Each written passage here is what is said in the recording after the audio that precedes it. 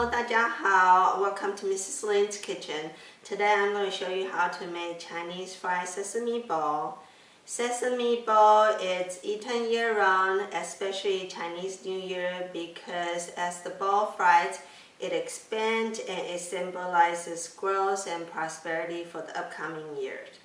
Glutinous rice is the major ingredient, and traditionally red bean paste is used as a filling. Today I'm going to show you different alternative fillings, so let's get started. Here is the ingredients overview. Glutinous rice flour is the main ingredient in this recipe. It is also called sweet rice flour or sticky rice flour. There are several food manufacturers who make glutinous rice flour. I use Mochiko sweet rice flour from Koda Farm, but you can use other brands as well. Petite, medium, or large Japanese sweet potatoes can be used. Just make sure you measure about 11 to 12 ounces to make a 1 cup of mashed Japanese sweet potato. Depending on your pot, you will need enough oil to deep fry the sesame balls. As a general rule, you should have enough oil to cover the height of the sesame ball.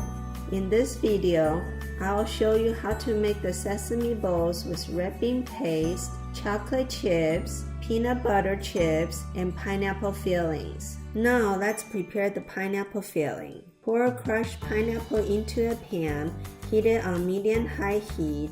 Continuously stir the pineapple until there is no more pineapple juice. You can use fresh pineapple, but you'll need to cut and process it into fine pieces.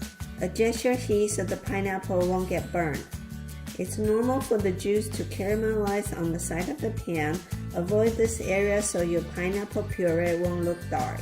Depending on your liking, you can add 1 to 2 tablespoons of sugar.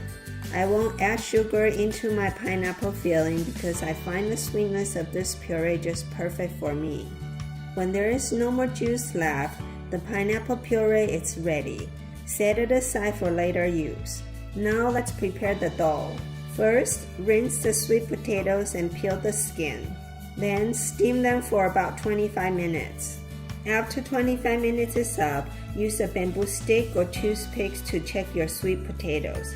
If they're soft in the center, they're ready. Transfer them into a big bowl. Mash the steamed sweet potatoes until you have a doughy texture. Then add sugar and mix well. Next, pour in the flour and mix them all together. Dissolve baking powder with a couple drops of water. Mix well and add into the flour mixture. At this point, add a few drops of water if your dough is dry. The desired texture is soft but not mushy, and you will be able to form a round ball in your hand. Add some oil to the dough. Oil will give the sesame balls that crispy outer layer. Roll your dough into a long cylindrical shape. Cut into even portions depending on how big you want the balls to be. I like golf ball size and end up with 13 pieces in this batch.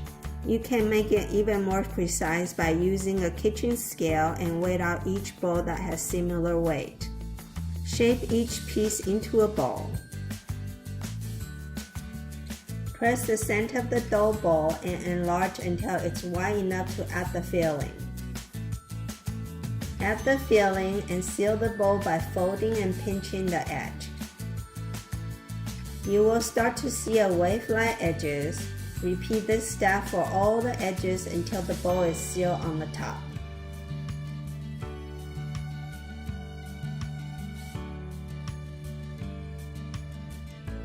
Make sure to roll the dough ball into a perfect round shape and there is no filling showing. Repeat the same steps for all the dough balls.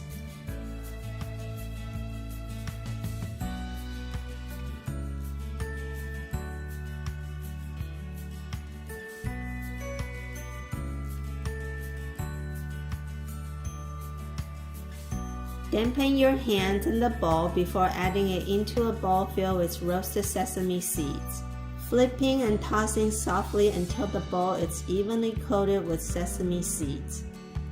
Press slightly to ensure the sesame seed stays on the ball. Heat the oil in the pot until it reaches 280 degrees Fahrenheit. Add the sesame balls one by one. Add the first one by sliding down the side of the pan, then add the other balls by dropping on top of the other ball. Wait until they start to float.